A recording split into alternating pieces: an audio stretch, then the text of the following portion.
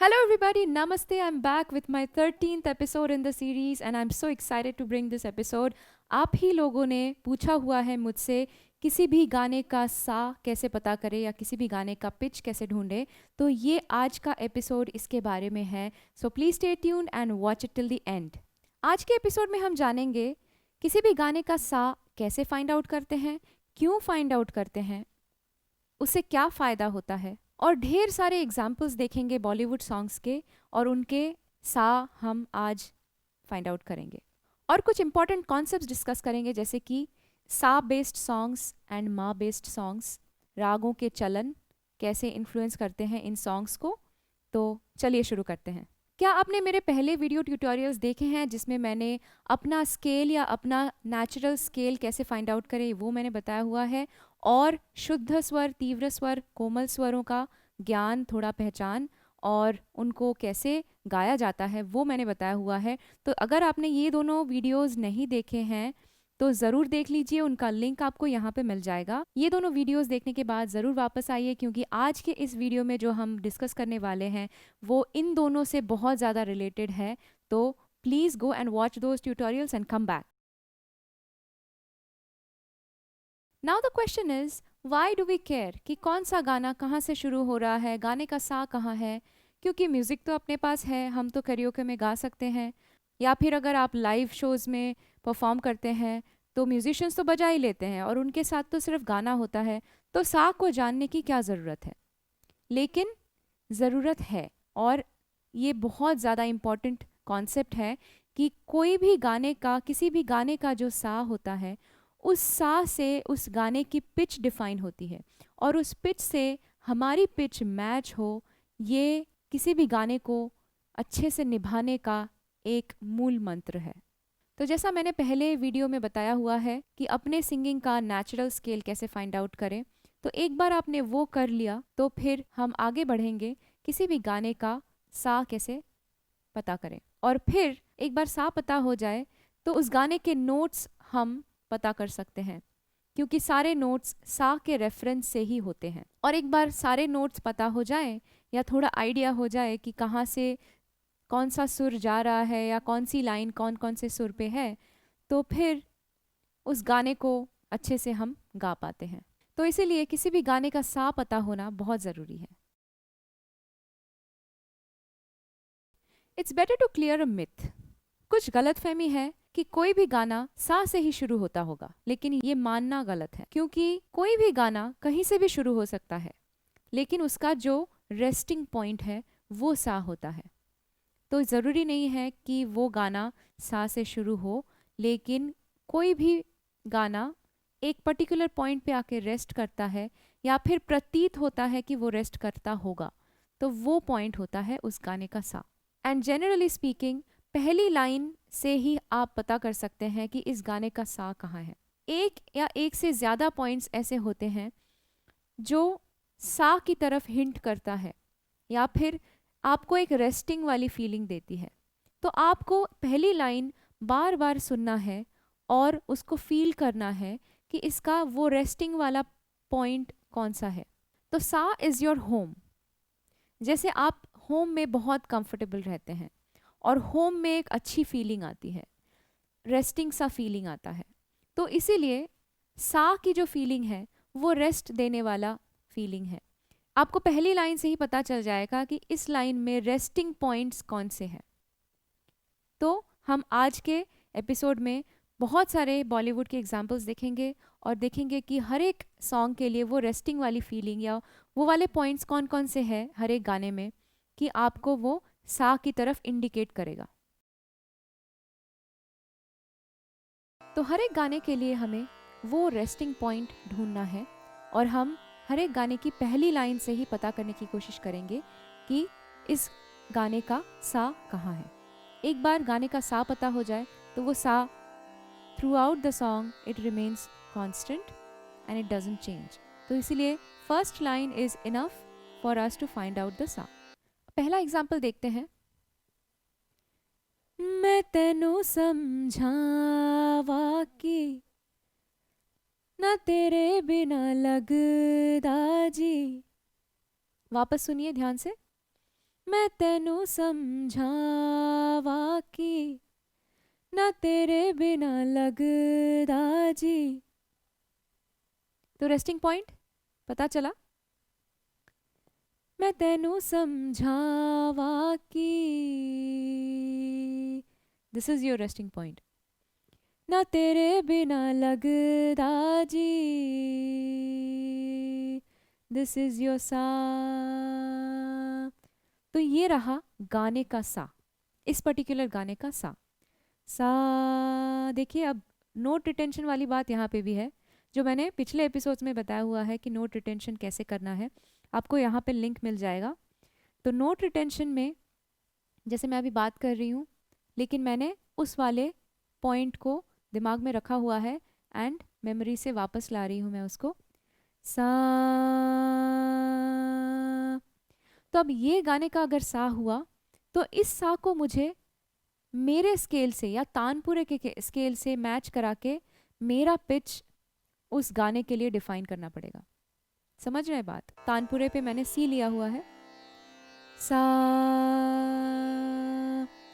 तो जो गाने का सा था, ये सा से मैच करना पड़ेगा। सा रा रा रा रा रा रा रा रा। तो एक बार आपको सा पता चल जाए गाने का, तो सारे नोट्स आसानी से आपके निकल जाएंगे उस पर्टिकुलर लाइन के। पागा पागा सा रे गा सा। मैं तेनू समझावा का नोटेशन। चलिए दूसरा गाना देखते हैं, अगर तुम साथ हो। पल भर ठहर जाओ, दिल ये संभल जाए, कैसे तुम्हें रोका करूं। तब ये जो दो लाइन मैंने गाई, इसी से आपको रेस्टिंग पॉइंट का पता चल गया होगा। आप वापस सुनेंगे दोबारा गाने को। पल भर ठहर जाओ,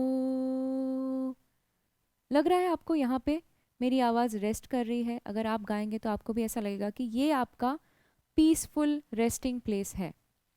रा रा रा रा रा रा रा रा रा रा रा रा रा रा रा रा रा सा। तो ये हो गया आपका सा इस गाने के लिए। फिर गाना जैसे जैसे आगे बढ़ता है, आप इसको वेरीफाई भी कर सकते हैं।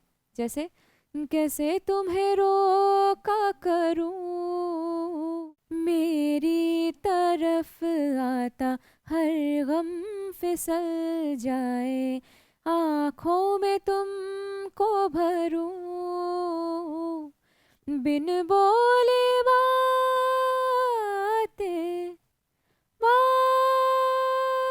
ये दूसरा रेस्टिंग पॉइंट है, और ये भी आपको वैसा ही फील होता होगा जैसा निचले वाला पॉइंट था। और अगर आप देखेंगे तो ये ऊपर का सा है। आ, सा सा सा। अगर तुम साथ हो, पल भर ठहर जाओ। यहीं से तो हमने शुरुआत की थी। तो जो रेस्टिंग पॉइंट है उस गाने का, वो सा है आपका, और उसका ऊपर वाला सा भी आप इक्वली वेरीफाई कर सकते हैं उसी गाने के लिए। अब इसी सा को अगर आप तानपुरे के सा से मैच कराएंगे, आप तानपुरे पे कोई भी स्केल ले लीजिए, before you even sing on karaoke आपको सबसे पहले ये ज़रूर चेक करना है कि तानपुरे पे जो आप अभी गा रहे हैं तो वो कौन से स्केल का है, क्योंकि ये आपका ओरिजिनल स्केल है। आप करियोके पे तो बहुत हाई स्केल होता है, उस पे तो आप शायद गा ही लेंगे, लेकिन अपना खुद का स्केल पहले डिसाइड करें। और ये जो आपने सा निकाला इस गाने का, तो उस सा को तानपुरे से मैच कराएं। सा अगर तुम साथ हो, पल भर ठहर जाओ, दिल ये संभल जाए, कैसे तुम्हें रोका करूं, मेरी तरफ आता हर गम फिसल जाए, आँखों में तुमको भरूं, बिन बोले बातें बा सा।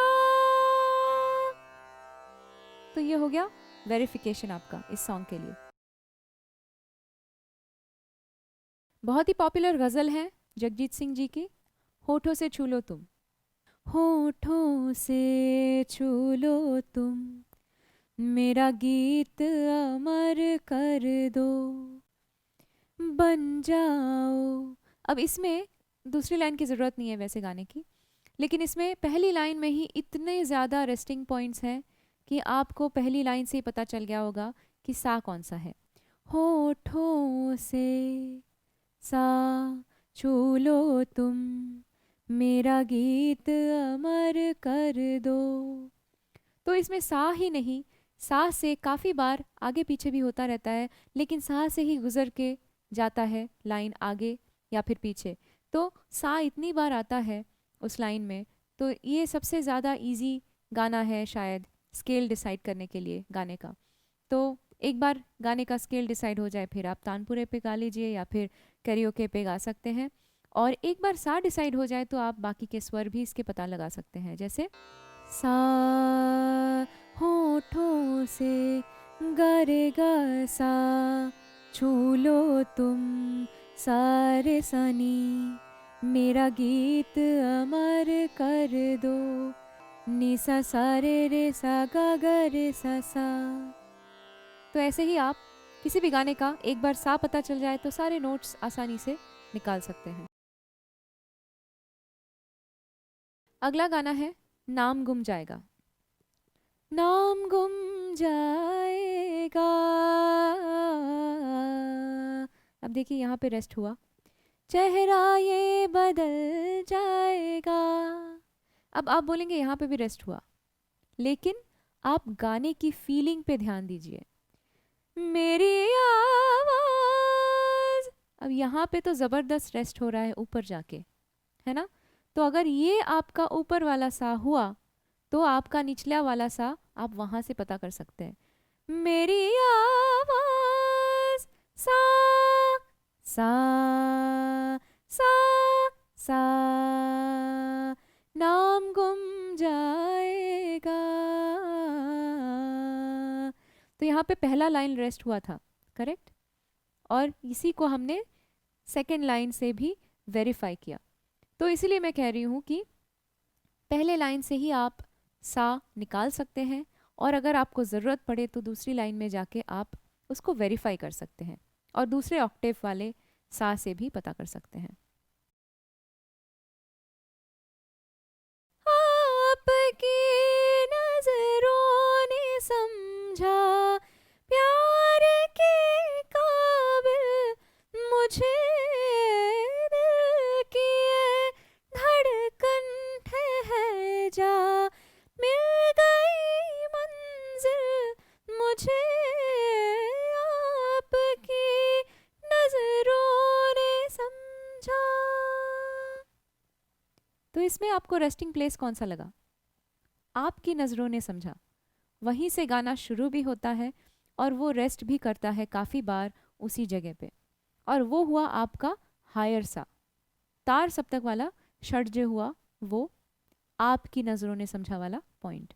अब एक बार वो सा पता चल गया तो आप अपने स्केल को उसके हिसाब से वेरी कर सकते हैं। जैसे मुझे ये काफ़ी ऊंचा पड़ रहा है गाना, तो मैं उसको नीचे ला सकती हूँ। सा पा सा, आपकी नजरों ने समझा प्यार के काबिल मुझे, दिल की ये धड़कन ठहर जा, मिल गई मंजिल मुझे, आपकी नजरों ने समझा।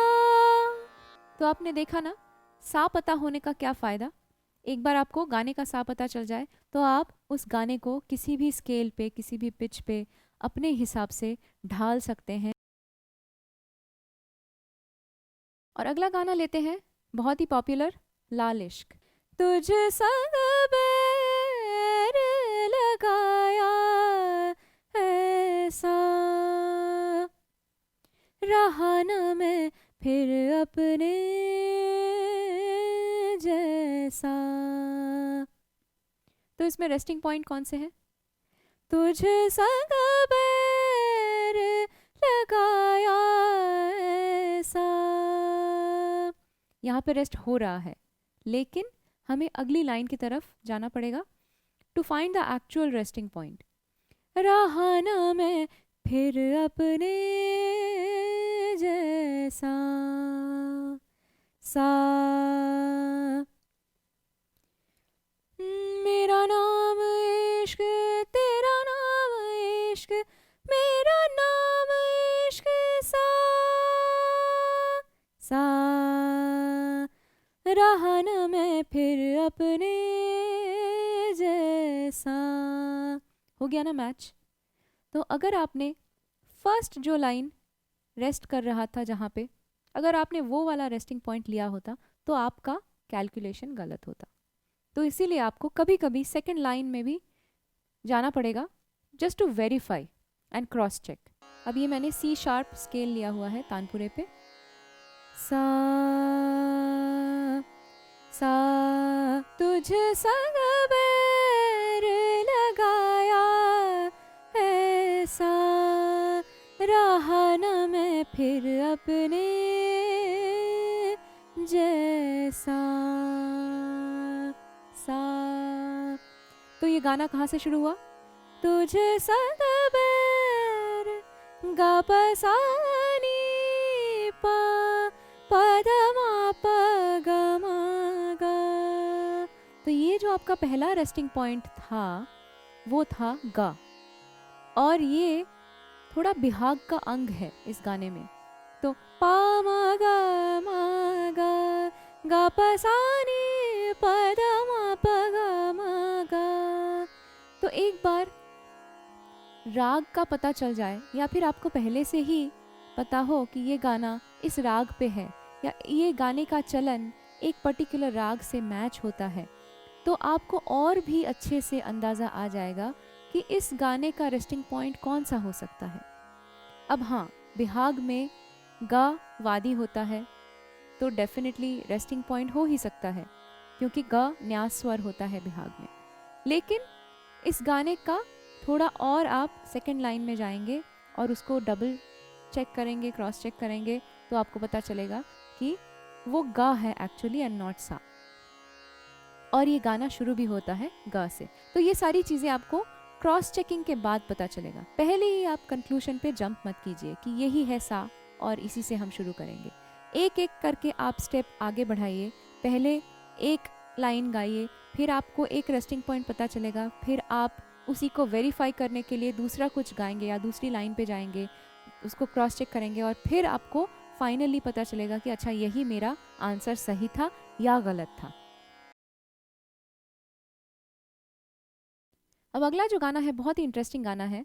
अब इसमें एक लाइन से शायद काम नहीं बनेगा, आपको कुछ दूर आगे बढ़ना पड़ेगा, शायद पहला पैराग्राफ पूरा ही गाना पड़ेगा। तो चलिए देखते हैं। पास आए दूरियां फिर भी कम ना हुई, एक अधूरी सी हमारी कहानी रही। आसमां को ज़मीं ये ज़रूरी नहीं, जा मिले इश्क सच्चा नहीं, जिनको मिलती नहीं मंजिलें। अब आपको लग रहा होगा कि यहाँ पे इतनी बार रुक रहा है गाना, तो शायद यही रेस्टिंग पॉइंट होगा। तो आप इसको नोट कर लीजिए प्लीज़, और हम देखते हैं आगे। हमें जंप नहीं करना है कंक्लूजन पे, हम आगे बढ़ते जाएंगे और हम वेरीफाई करते जाएंगे। रंग थे नूर था जब करीब तो था, एक जन्नत सा था ये जहां, इंतजार तेरा सदियों से कर रहा, प्यासी बैठी है कब से यहाँ। इसको भी नोट कीजिए। हमारी अधूरी कहानी, हमारी कहानी आ गा आ। तो ये गाने की जो फील है वो इतनी पीसफुल फीलिंग है कि आपको हर एक मोड़ पे लगेगा कि शायद ये है रेस्टिंग पॉइंट। और मज़े की बात यह है कि काफ़ी सारी जगहों पे तो बिल्कुल लगता ही है कि यही है सा। जैसे कि हमने 2 पॉइंट्स नोट किए हैं, वो एक्चुअली में वो गा थे, दोनों पॉइंट्स। पास आए, ये गाना गा से शुरू हो रहा है। गा रे गा, गा पसा, दूरियां फिर भी गा पसा रे नी पादा मा, गा रे गा, ऐसा ही कुछ है स्वर। दूरियां फिर भी कम ना हुई एक अधूरी, तो ये गा है। और हमें पता कैसे चलता है कि ये गा है? क्योंकि एंड में जाके, पैराग्राफ के एंड में जाके, हमारी अधूरी कहानी सानिदा पाधा, तो ये सा से हमारी अधूरी कहानी शुरू होता है, ऊपर वाले सा से। ये थोड़ा चैलेंजिंग सा गाना है और इसमें इतना इजी नहीं था सा निकालना, लेकिन आपको, जैसे मैंने कहा पहले, कि आपको फील करना है। अब एक गाना जब जब कंपोज किया जाता है तो उसको ज़्यादा से ज़्यादा मध्य सप्तक में रखा जाता है, उसकी जो स्थाई होती है, और फिर उसका जो अंतरा होता है वो ऊपर के सप्तक में जाता है, तार सप्तक में, फिर नीचे आ जाता है, और फिर एक होम जैसी फीलिंग आती है आपको मध्य सप्तक में। तो जब मैं कह रही हूँ कि गाने को फील कीजिए, तो आपको फील करना है कि ये गाना कौन से सप्तक को बिलोंग करता है। जैसे ये पर्टिकुलर गाना है, ये ज़्यादा से ज़्यादा ऊपर की तरफ आपको खींचेगा, लेकिन एक्चुअली में ये गाना इस तरह से कंपोज किया गया है कि आपका सा बहुत ही कम दिखे, लेकिन एक बार आपको दिख गया तो आपको पूरा स्केल दिख जाएगा उसका। आशा करती हूँ कि आपको ये सारे एपिसोड्स पसंद आ रहे होंगे, ये ट्यूटोरियल वीडियोस पसंद आ रहे होंगे, और आपके कमेंट्स देख के मुझे बहुत खुशी होती है। मैं शायद सारे कमेंट्स को रिस्पॉन्ड नहीं कर पाती हूँ आजकल, लेकिन डेफिनेटली मैं पढ़ती ज़रूर हूँ, और उनमें से बहुत ज़्यादा इंटरेस्टिंग अगर आपने कुछ लिखा है तो definitely I will respond. I am trying to get back to my regular routine where I can respond to all the comments. So please keep writing to me, अच्छे अच्छे कमेंट्स लिखिए। आपको और क्या जानना है नीचे कमेंट सेक्शन में लिखिए, कि ऐसे और कौन से टॉपिक्स हैं जिस पे आपको और थोड़ी जानकारी हासिल करनी है, तो मैं ज़रूर उस पर कुछ लेके आऊँगी।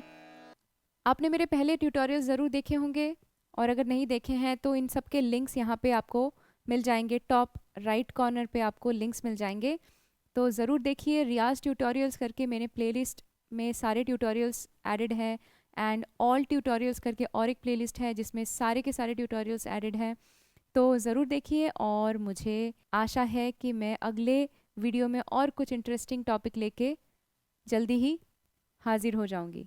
Let's inspire each other to sing. आपने अगर सब्सक्राइब नहीं किया है मेरे चैनल को तो प्लीज़ सब्सक्राइब कर दीजिए, और बेल आइकॉन दबाना मत भूलिए ताकि आप कोई भी इंटरेस्टिंग वीडियो मिस ना करें। Stay safe, stay healthy. I will see you in my next video. Take care.